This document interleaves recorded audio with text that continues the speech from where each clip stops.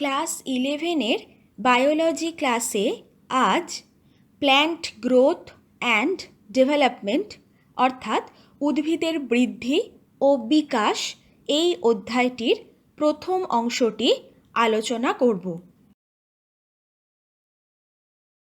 তোমরা নিশ্চয়ই দেখেছ যে বীজ অঙ্কুরিত হওয়ার পর ধীরে ধীরে তা বৃদ্ধিপ্রাপ্ত হয়ে পরিণত গাছ তৈরি করে। একেই বলে বৃদ্ধি।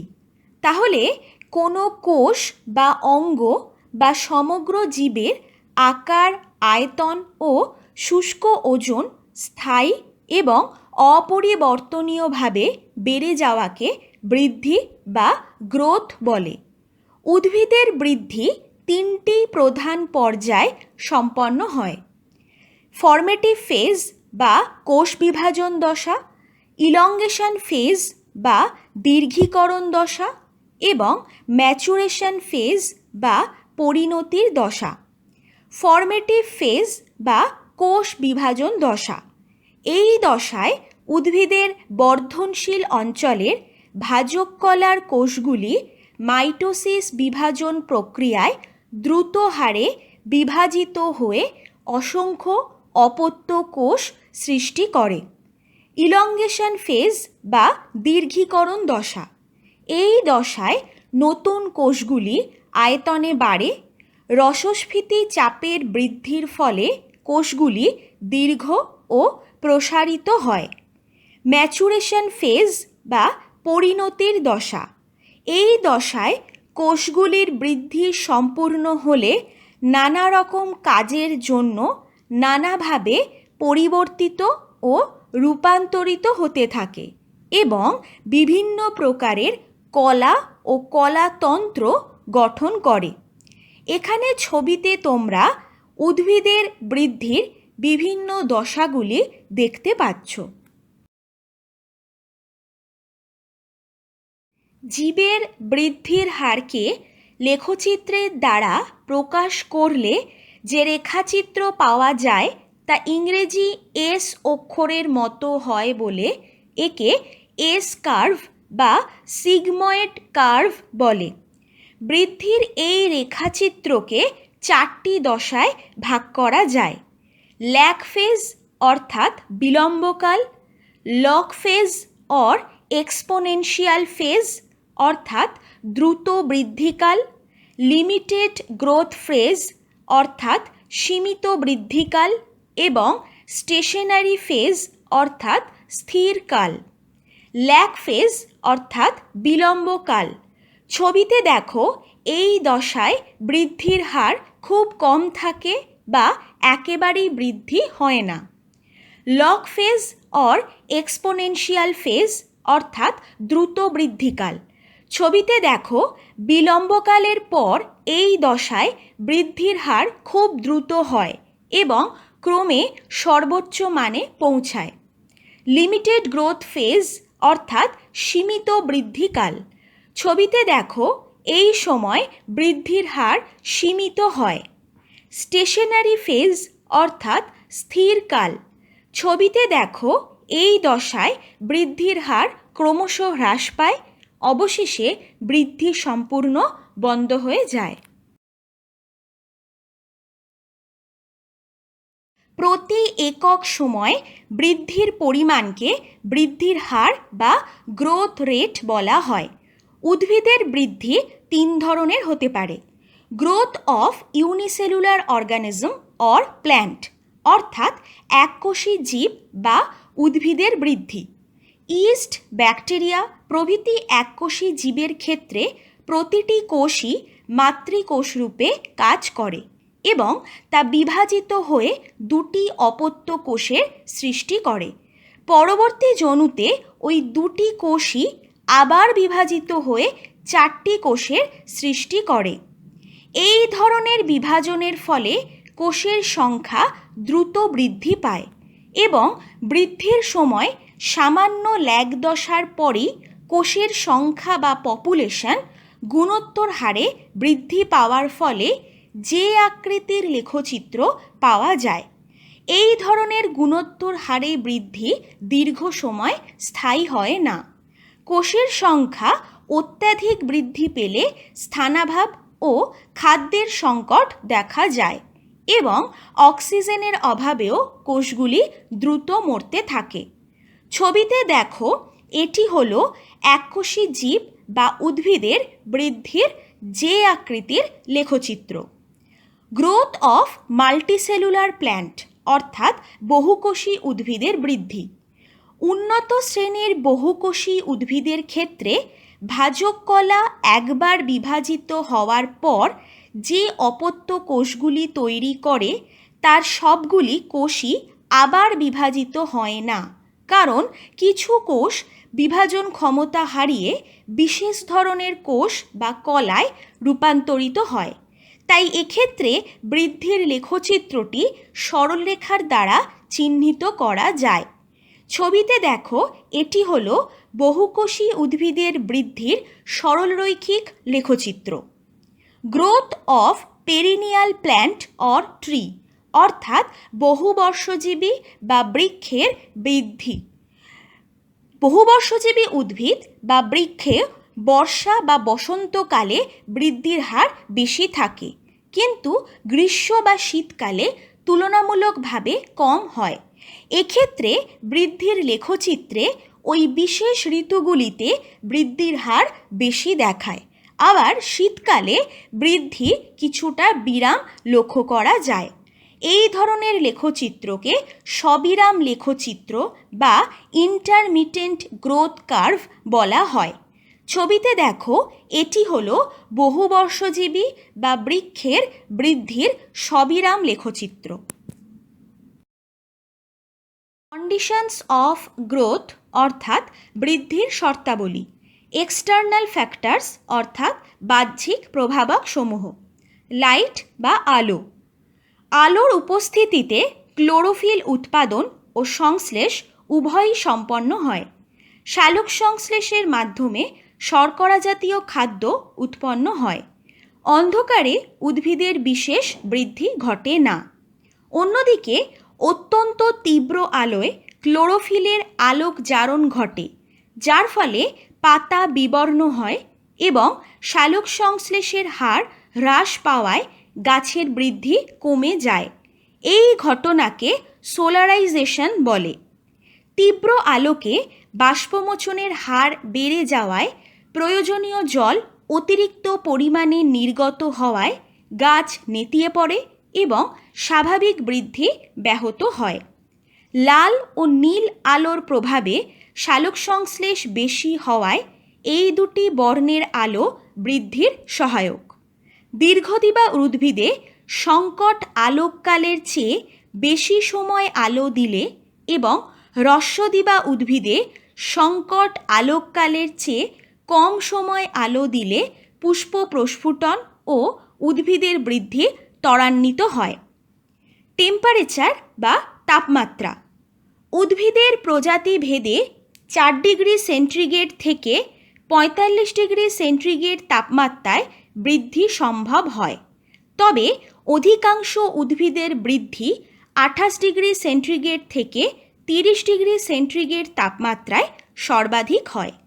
নিম্ন তাপমাত্রায় কোষপর্দার ভেদ্যতা নষ্ট হয় এবং উৎসেচকের ক্রিয়া উল্লেখযোগ্যভাবে কমে যায় এবং প্রোটোপ্লাজমের ঘনত্ব বেড়ে যাওয়ায় উদ্ভিদের বৃদ্ধি কমে যায়। অন্যদিকে অতিরিক্ত তাপমাত্রায় প্রোটোপ্লাজমের তঞ্চন, অতিরিক্ত বাষ্পমোচন, উৎসেচক ও প্রোটিনের গঠন বিকৃত হওয়ায় বৃদ্ধির স্বাভাবিক প্রক্রিয়া ব্যাহত হয়। গ্যাসেস অর্থাৎ অক্সিজেন এবং কার্বন ডাই অক্সাইড। অক্সিজেনের প্রভাবে সবাত শ্বসন সক্রিয় থাকায় উদ্ভিদের উপচিতি বিপাকের হার বৃদ্ধি পায়, ফলে বৃদ্ধি দ্রুত সম্পন্ন হয়। একটি নির্দিষ্ট মাত্রার মধ্যে কার্বন ডাই অক্সাইডের ঘনত্ব বেড়ে গেলে সালোক সংশ্লেষের হারও আনুপাতিকভাবে বাড়তে থাকে এবং এই কারণে গাছের বৃদ্ধির হারও বৃদ্ধি পায়। ওয়াটার অর্থাৎ জল। জলের উপস্থিতি ছাড়া বৃদ্ধি সম্ভবপর নয়। জলের উপস্থিতিতে আর্দ্র বিশ্লেষক উৎসেচকগুলি সক্রিয় হয়ে অঙ্কুরোদ্গমে সহায়তা করে। এছাড়া জল কোষের রসস্ফীতি চাপ বজায় রাখে এবং জলীয় মাধ্যমেই খাদ্য উপাদানগুলি বিভিন্ন উদ্ভিদ অঙ্গে পরিবাহিত হয়। জল প্রোটোপ্লাজমকে সজীব ও সিক্ত রাখে, ফলে কোষীয় উপচিতিমূলক বিপাক ক্রিয়াগুলি ঘটতে পারে, যা বৃদ্ধির সহায়ক। মিনারেল নিউট্রিয়েন্টস বা খনিজ পরিপোষক বিভিন্ন লবণ সহ উৎসেচক রূপে কোষপ্রাচীরের উপাদান গঠনে, ক্লোরোফিল সংশ্লেষে অংশগ্রহণ করে এবং বৃদ্ধিতে সহায়তা করে। প্রাথমিক অতিমাত্রিক মৌলগুলি হল নাইট্রোজেন, ফসফরাস এবং পটাশিয়াম, যেগুলি বৃদ্ধির জন্য সর্বাধিক পরিমাণে লাগে। গৌণ অতিমাত্রিক মৌলগুলি হল ক্যালসিয়াম, সালফার, ম্যাগনেসিয়াম প্রভৃতি, যা তুলনামূলকভাবে কম পরিমাণে লাগে। এবং স্বল্পমাত্রিক মৌলগুলি হল বোরন, ম্যাঙ্গানিজ, ক্লোরিন, জিঙ্ক ইত্যাদি অতি অল্প মাত্রায় লাগলেও স্বাভাবিক বৃদ্ধির জন্য অত্যাবশ্যক। ইন্টারনাল ফ্যাক্টরস অর্থাৎ অভ্যন্তরীণ প্রভাবক। হরমোন। অভ্যন্তরীণ প্রভাবকগুলির মধ্যে হরমোন সবচেয়ে গুরুত্বপূর্ণ। জিব্বেরেলিক অ্যাসিড এবং ইন্ডোল অ্যাসিটিক অ্যাসিড উদ্ভিদের বৃদ্ধি নিয়ন্ত্রণ করে। অন্যদিকে অ্যাবসিসিক অ্যাসিড বৃদ্ধি প্রক্রিয়ায় বাধা দান করে। ডিফারেন্সিয়েশন বা বিভেদন হল কোষের স্থায়ী ও গুণগত পরিবর্তন, যার ফলে উদ্ভিদে বিভিন্ন আকৃতি ও প্রকৃতির কোষ, কলা বা অঙ্গের সৃষ্টি হয়। যেমন ছবিতে দেখো, প্রোটোডার্ম নামক ভাজক কলা থেকে সৃষ্ট কোষগুলি প্রাথমিক স্থায়ী কলাকোষে পরিবর্তিত হয় এবং মূল কাণ্ডের ত্বক গঠন করে। প্রোক্যাম্বিয়াম নামক ভাজক কলা থেকে জাইলেম, ফ্লোয়েম প্রভৃতি সংবহন কলার সৃষ্টি হয়।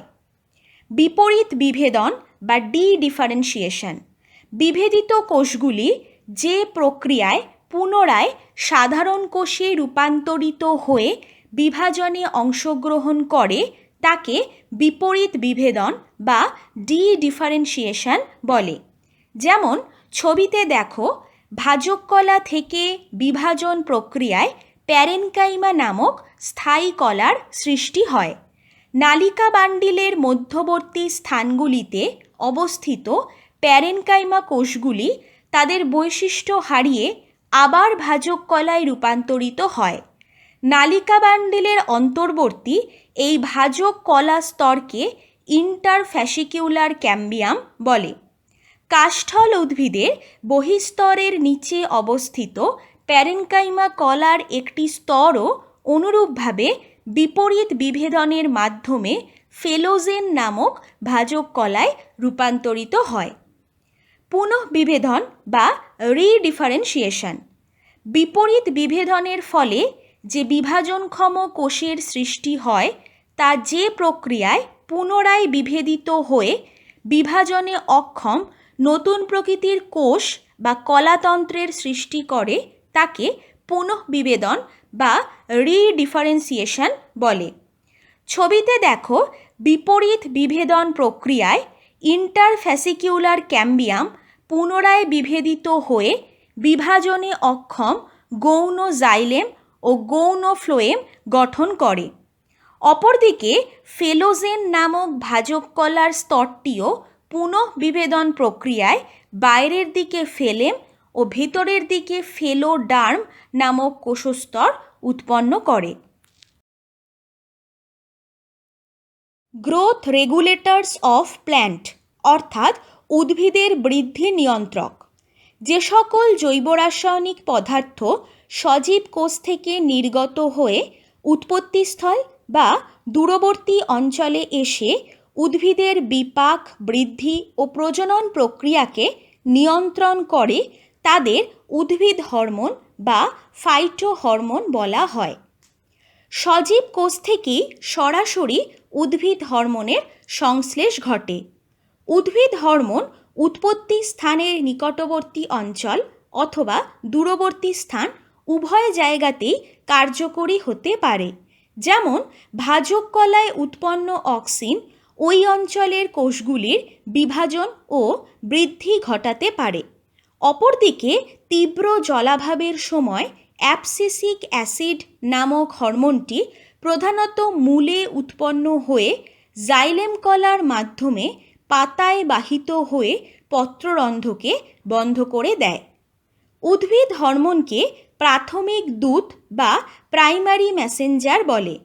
কোষপর্দায় উপস্থিত গ্রাহকের মাধ্যমে এটি কোষে প্রবেশ করে কতকগুলি নির্দিষ্ট যৌগ উৎপন্ন করে, যাদের গৌণ দূত বা সেকেন্ডারি মেসেঞ্জার বলে।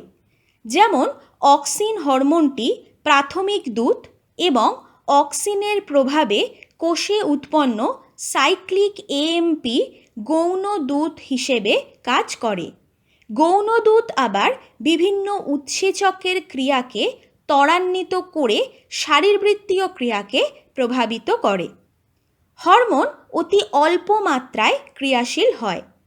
কার্য সম্পন্ন করার পর নির্দিষ্ট উৎসেচক হরমোনকে ধ্বংস বা বিশ্লিষ্ট করে।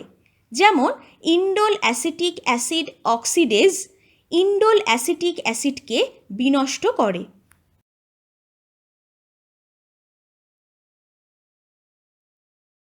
রাসায়নিক গঠন অনুসারে হরমোনকে দুটি ভাগে ভাগ করা যায়: নাইট্রোজেনাস হরমোন বা নাইট্রোজেন ঘটিত হরমোন। এই ধরনের যৌগে নাইট্রোজেন পরমাণু উপস্থিত, যেমন অক্সিন, সাইটোকাইনিন ইত্যাদি।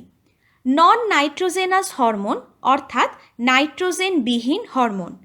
এই ধরনের যৌগে নাইট্রোজেন পরমাণু অনুপস্থিত, যেমন ইথিলিন, জিবেরেলিক অ্যাসিড ইত্যাদি। প্রকৃতি অনুসারে হরমোনকে তিনটি ভাগে ভাগ করা যায়: ন্যাচারাল হরমোন বা প্রাকৃতিক হরমোন।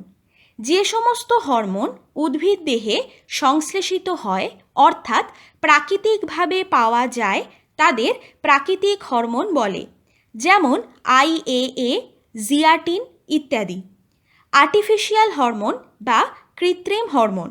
যে হরমোনগুলি উদ্ভিদ দেহে উৎপন্ন হয় না অর্থাৎ কৃত্রিমভাবে উৎপন্ন করা যায় কিন্তু প্রাকৃতিক হরমোনের মতো উদ্ভিদ দেহে কার্যক্ষমতা প্রকাশ করে, তাদের কৃত্রিম হরমোন বলে, যেমন NAA24D ইত্যাদি। হাইপোথেটিক্যাল হরমোন বা প্রকল্পিত হরমোন। যে হরমোনগুলির ক্রিয়া উদ্ভিদ দেহে প্রত্যক্ষ করা যায় কিন্তু তাদের উপস্থিতি সম্পর্কে সঠিকভাবে কিছু জানা যায়নি এবং রাসায়নিক গঠন এখনও অজ্ঞাত, তাদের প্রকল্পিত হরমোন বলে, যেমন ফ্লোরিজেন, ভার্নালিন ইত্যাদি। এখন আমরা কয়েকটি প্রধান উদ্ভিদ হরমোন এবং তাদের প্রধান প্রধান কয়েকটি কাজ সম্পর্কে সংক্ষেপে জেনে নেব। প্রথমেই অক্সিন। অক্সিনের রাসায়নিক নাম ইন্ডোল 3 অ্যাসিটিক অ্যাসিড। অক্সিন উদ্ভিদের অগ্রভাগ এবং ভাজক কলায় সংশ্লেষিত হয়। অক্সিন কয়েক ধরনের হতে পারে, যেমন ন্যাচারাল অক্সিন বা প্রাকৃতিক অক্সিন। এই ধরনের অক্সিন উদ্ভিদ দেহে সংশ্লেষিত হয়। এটি প্রধানত ট্রিপ্টোফ্যান নামক অ্যামাইনো অ্যাসিড থেকে তৈরি হয়, যেমন IAA অর্থাৎ ইন্ডোল 3 অ্যাসিটিক অ্যাসিড, IBA অর্থাৎ ইন্ডোল বিউটারিক অ্যাসিড ইত্যাদি। আর্টিফিশিয়াল অক্সিন বা কৃত্রিম অক্সিন। উদ্ভিদ দেহে সংশ্লেষ হয় না কিন্তু কৃত্রিমভাবে এদের উৎপন্ন করা যায় এবং উদ্ভিদ দেহে প্রয়োগ করলে প্রাকৃতিক অক্সিনের মতোই কাজ করে, যেমন NAA বা ন্যাপথক্সি অ্যাসিটিক অ্যাসিড, 2,4-D বা 2,4-ডাইক্লোরোফেনক্সি অ্যাসিটিক অ্যাসিড ইত্যাদি। মনে রাখবে, ইন্ডোল বিউটারিক অ্যাসিড বা IBA প্রাকৃতিক এবং কৃত্রিম উভয় প্রকারেরই হয়। Physiological role of auxin, apical dominance বা অগ্রস্থ প্রকটতা। ছবিতে দেখো, অগ্রমুকুলের উপস্থিতিতে কাক্ষিক মুকুলের বৃদ্ধি বাধাপ্রাপ্ত হয় এবং অগ্রমুকুল কেটে বাদ দিলে কাক্ষিক মুকুল বৃদ্ধি লাভ করে শাখা প্রশাখা বিস্তার করে। এই শারীরবৃত্তীয় ঘটনাকে অগ্রস্থ প্রকটতা বলা হয়। ছবিতে দেখো, অগ্রমুকুল উপস্থিত থাকলে ওই অঞ্চলে যে অক্সিন উৎপন্ন হয় তা নিচের দিকে পরিবাহিত হয়ে কাক্ষিক মুকুলের বৃদ্ধি রোধ করে। অগ্রমুকুল ছেঁটে দিলে অক্সিনের উৎপাদন বন্ধ হয়ে যায় এবং এই সময় কাক্ষিক মুকুল বৃদ্ধি পেয়ে শাখা প্রশাখা সৃষ্টি করে। অগ্রমুকুল কেটে ফেলার পর কর্তিত স্থানে অক্সিন প্রয়োগ করলে কাক্ষিক মুকুলগুলির বৃদ্ধি আবার রোধ করা যায়।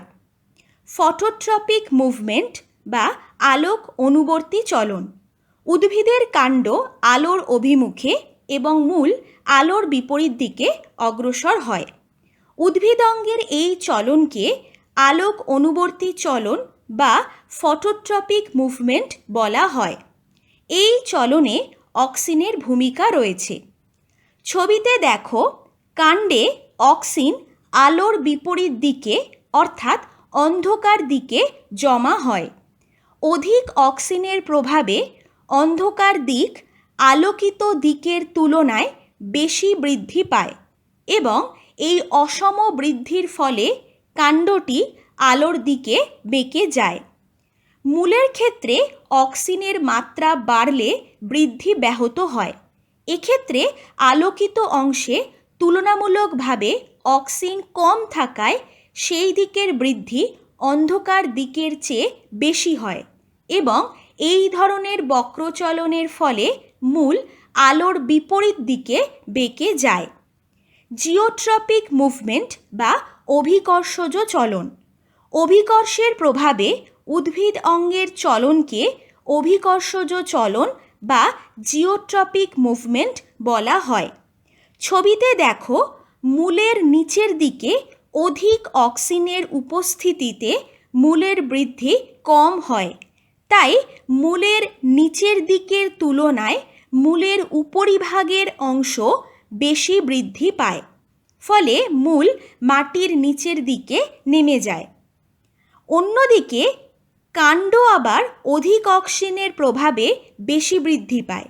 এই কারণে কাণ্ডের তলদেশ বৃদ্ধি উপরিভাগের চেয়ে বেশি হওয়ায় বক্রচলনের ফলে কাণ্ডটি মাটির বিপরীত মুখে বেঁকে যায়। প্রিভেনশন অফ অ্যাবসিশন বা মোচন রোধ। পাতা, ফুল, ফল প্রভৃতি অঙ্গের মাতৃদেহ থেকে পতিত হওয়া বা ঝরে পড়ার প্রক্রিয়াকে মোচন বলে।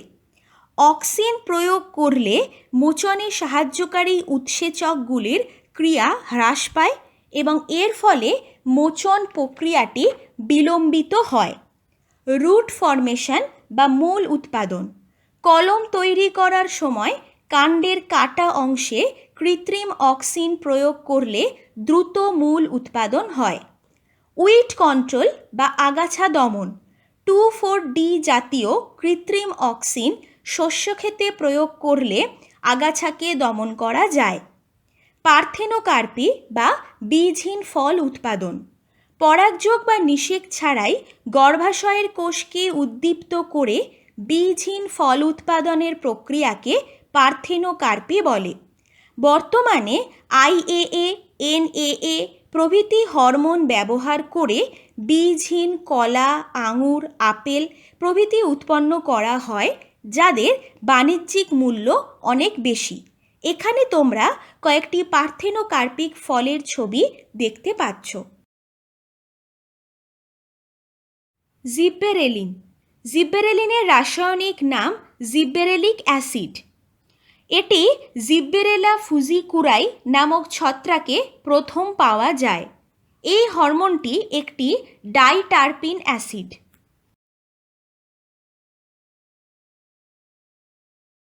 Physiological role of gibberellin. Seed germination বা বীজের অঙ্কুরোদ্গম। জিব্বেরেলিন অঙ্কুরোদ্গম প্রক্রিয়াকে ত্বরান্বিত করে। ছবিতে দেখো জিব্বেরেলিন হরমোনটি বীজের মধ্যে অ্যামাইলেজ উৎসেচকের সংশ্লেষ ঘটায়। এই উৎসেচকটি আবার শস্যের শ্বেতসারকে আর্দ্র বিশ্লেষিত করে সরল শর্করা বা গ্লুকোজে পরিণত করে। ভ্রূণ এই গ্লুকোজ শোষণ করেই দ্রুত বৃদ্ধিপ্রাপ্ত হয়ে বীজের অঙ্কুরোদ্গম ঘটায়। ইলংগেশন অফ স্টেম বা কাণ্ডের বৃদ্ধি। ছবিতে দেখো জিব্বেরেলিন প্রধানত পর্বমধ্যের কোষগুলির বৃদ্ধি ঘটিয়ে উদ্ভিদের স্বাভাবিক দৈর্ঘ্যকে বাড়িয়ে দেয়। ফ্লাওয়ারিং বা পুষ্প প্রস্ফুটন। দীর্ঘদিবা উদ্ভিদকে হ্রস্বদিবায় রাখলে তাদের ফুল ফোটে না, কিন্তু এই অবস্থায় জিব্বেরেলিন প্রয়োগ করলে গাছে ফুল ফুটতে দেখা যায়। পার্থেনোকার্পি। নিষেকের আগে গর্ভাশয় জিব্বেরেলিন প্রয়োগ করলে গর্ভাশয়ের কোষগুলি দ্রুত বিভাজিত হয়ে বীজহীন ফল উৎপন্ন করে। এই প্রক্রিয়াকে পার্থেনোকার্পি বলে। ফ্রুট প্রোডাকশন বা ফল উৎপাদন। ছবিতে দেখো আঙুরে জিব্বেরেলিন প্রয়োগ করলে ফলের গুচ্ছটি অনেক দীর্ঘ হয়। সাইটোকাইনিন। সাইটোকাইনিনের রাসায়নিক নাম 6-ফুরফুরাইল অ্যামাইনো পিউরিন। সাইটোকাইনিন প্রাকৃতিকভাবে নারকেলের তরল শস্যে দেখা যায়। এছাড়া উদ্ভিদের মূলের অগ্রভাগ, অপরিণত পাতায় এবং অঙ্কুরিত বীজেও এই হরমোন পাওয়া যায়। Physiological role of cytokinin. Cell division বা কোষ বিভাজন। সাইটোকাইনিনের প্রভাবে ডিএনএ সংশ্লেষ, প্রোটিন সংশ্লেষ ও মাইটোসিসের হার বৃদ্ধি পায়। মরফোজেনেসিস বা রূপান্তর। ছবিতে দেখো সাইটোকাইনিন প্রয়োগ করলে কলাকর্ষণ বা টিস্যু কালচারের সময় কোষপুঞ্জ বা ক্যালাস থেকে বিভিন্ন অঙ্গের সৃষ্টি হয়। মূল থেকে কলাকর্ষণ করার সময় সাইটোকাইনিন প্রয়োগ করলে কোষপুঞ্জ থেকে অনেক ক্ষেত্রেই দ্রুত বিটপ অংশের সৃষ্টি হয়। এপিকাল ডমিনেন্স বা অগ্রস্থ প্রকটতা।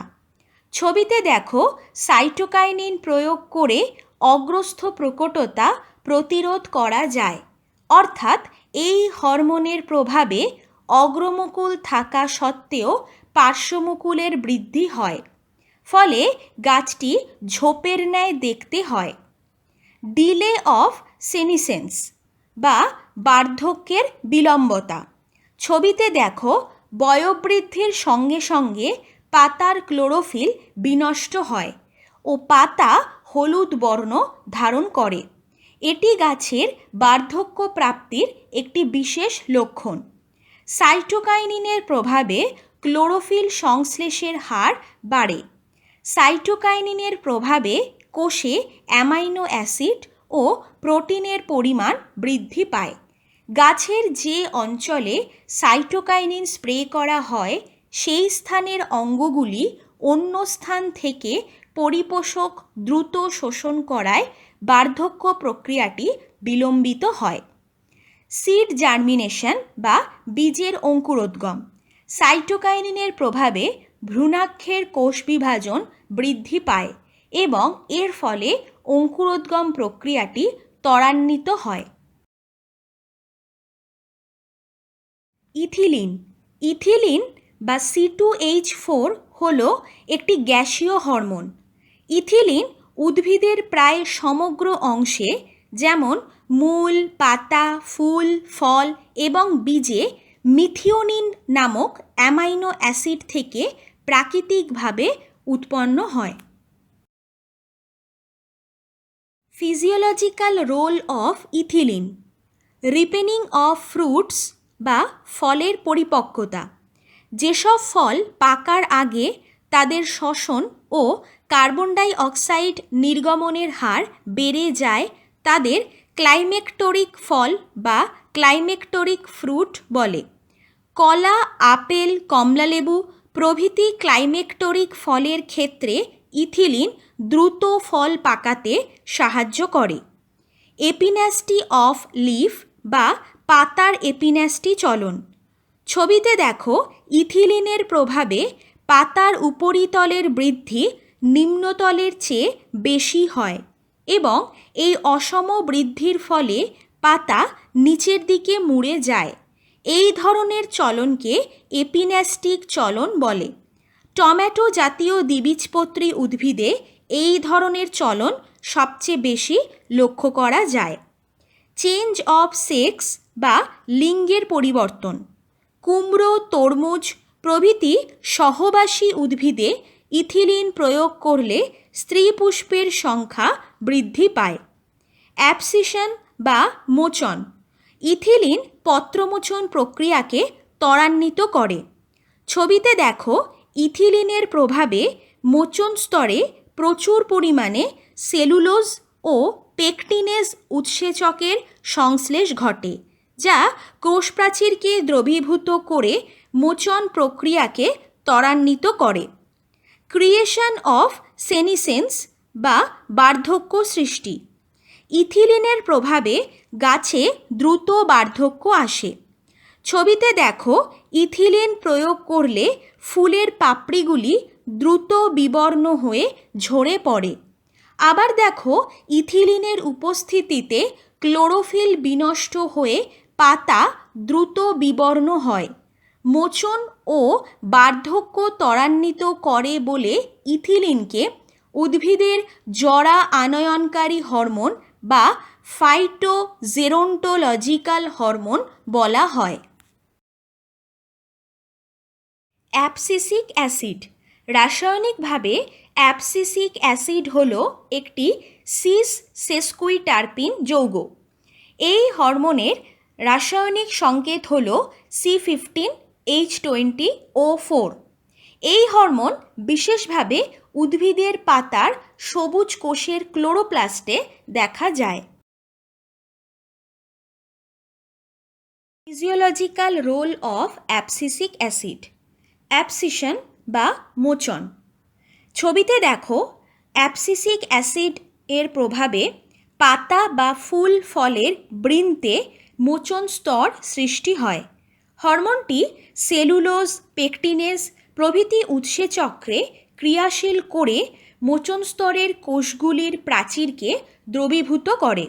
এর ফলে ওই কলাস্তর পাতা, ফুল প্রভৃতি অঙ্গের ভার ধারণ করতে পারে না এবং ওই অঙ্গগুলি খসে পড়ে বা তাদের মোচন ঘটে। মোচন স্তর গঠনে এই হরমোনটির উল্লেখযোগ্য প্রভাব আছে বলেই এই হরমোনটির নাম অ্যাবসিসিক অ্যাসিড বলা হয়। সেনিসেন্স বা বার্ধক্য। অ্যাবসিসিক অ্যাসিডের প্রভাবে দ্রুত বার্ধক্যের লক্ষণগুলি প্রকাশ পায়। এই হরমোনটি পাতায় অকাল বার্ধক্যের সৃষ্টি করে। বাড ডরম্যান্সি বা মুকুলের সুপ্তাবস্থা। ছবিতে দেখো অ্যাবসিসিক অ্যাসিডের মাত্রা বেশি হলে মুকুলগুলি আর বেড়ে উঠতে পারে না, অর্থাৎ সুপ্তাবস্থায় থেকে যায়। সিড জার্মিনেশন বা বীজের অঙ্কুরোদ্গম। বৃদ্ধি প্রতিরোধক এই হরমোনটি বীজের অঙ্কুরোদ্গমে বাধা দান করে, অর্থাৎ অ্যাবসিসিক অ্যাসিডের পরিমাণ বেশি থাকলে বীজ অঙ্কুরিত হয় না। ট্রান্সপিরেশন বা বাষ্পমোচন। ছবিতে দেখো অ্যাবসিসিক অ্যাসিডের উপস্থিতিতে পটাশিয়াম ম্যালেটের পরিমাণ রক্ষীকোষে উল্লেখযোগ্যভাবে কমে যায়। এই কারণেই রক্ষীকোষে রসস্ফীতি চাপ কমে গিয়ে পত্ররন্ধ্র বন্ধ হয়ে যায়। আবার অ্যাবসিসিক অ্যাসিডের প্রভাবে পত্ররন্ধ্র বন্ধ হওয়ার ফলে বাষ্পমোচনের হারও উল্লেখযোগ্যভাবে কমে যায়। এই কারণে অ্যাবসিসিক অ্যাসিডকে বাষ্পমোচন প্রতিরোধী বা অ্যান্টি ট্রান্সপিরেন্ট যৌগ বলা হয়। রেগুলেশন অফ স্ট্রেস বা পীড়ন নিয়ন্ত্রণ। ছবিতে দেখো তীব্র জলাভাব বা খরার সময় মূলে প্রথমে অধিক পরিমাণে অ্যাবসিসিক অ্যাসিড উৎপন্ন হয়। এরপর এই হরমোন জাইলেম বাহিকার মাধ্যমে পাতায় পৌঁছে পত্ররন্ধ্রকে বন্ধ করে দেয়। খরা পরিস্থিতিতে এইভাবে বাষ্পমোচন রোধ করে উদ্ভিদে জলের অপচয় বন্ধ করে বলে এই হরমোনকে খরা সুবেদী হরমোন বা ড্রট সেন্সিটিভ হরমোন বলা হয়। তাহলে আজকের ক্লাসে আমরা উদ্ভিদের বৃদ্ধি এবং প্রধান কয়েকটি উদ্ভিদ হরমোন সম্পর্কে জানলাম। তাহলে আজকের ক্লাস এই পর্যন্তই।